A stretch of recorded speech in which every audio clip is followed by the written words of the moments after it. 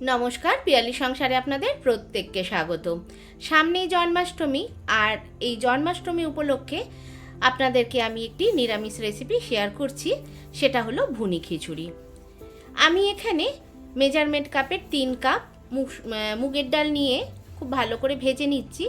ভাজাটা কিন্তু খুব বেশি করা হবে না, যখন গন্ধ বেরোতে আরম্ভ করবে তখনই আমি নামিয়ে নিলাম।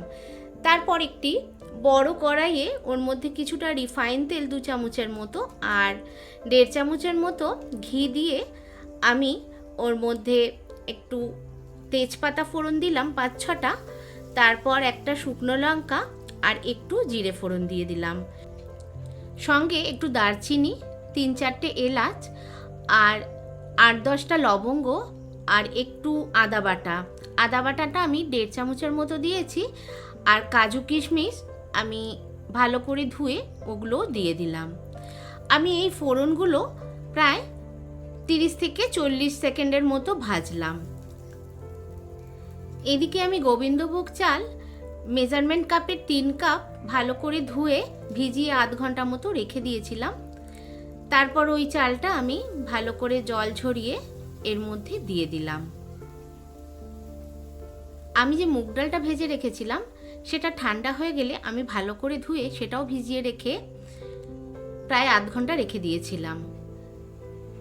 দেখুন আমি চালটা দিয়ে দিচ্ছি, এরপর কিন্তু খুব ভালো করে ভেজে নেব।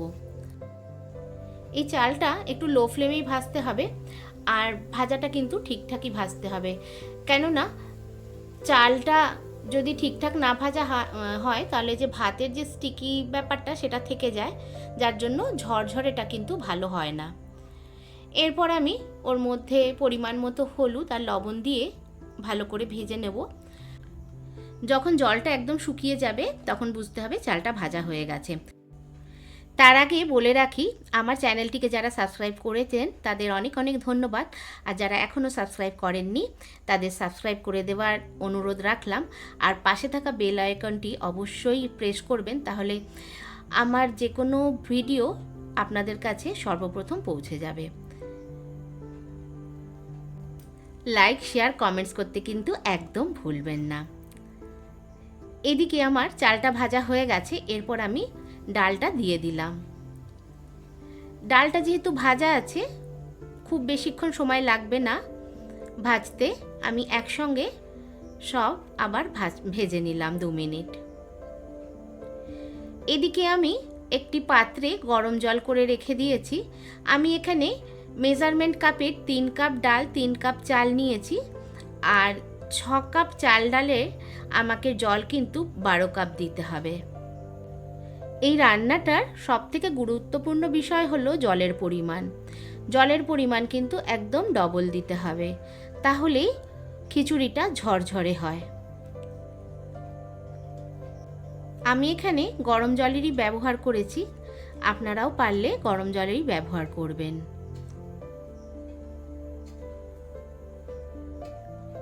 আমি এখানে মেপে একদম 12 কাপই জল দিয়েছি। তারপর খুব ভালো নাড়াচাড়া করে আমি এখানে 3-4টে কাঁচা লঙ্কাও দিয়ে দিয়েছি। তারপর একটু মিষ্টি দিয়েছি। মিষ্টিটা আপনাদের ওপর নির্ভর করেই দেবেন, আপনারা কে কতটা মিষ্টি খাবেন তার ওপর। তারপর আমি আঁচটা কমিয়ে আমি ঢেকে রেখে দিয়েছি 10 মিনিট।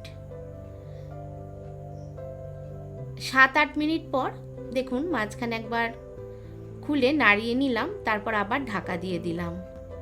3-4 মিনিট পর আমি ঢাকা খুলে গ্যাসটাকে অফ করে দিলাম। দেখুন আমার খিচুড়িটা হয়েই গেছে, আর যতটুকু জল আছে সেটা ঢাকা দিয়ে রেখে দিলেই হয়ে যাবে। এরপর আমি ঘি গরম মশলা দিয়ে ঢেকে দিলাম। 10-15 মিনিট পর আমি সার্ভ করলাম।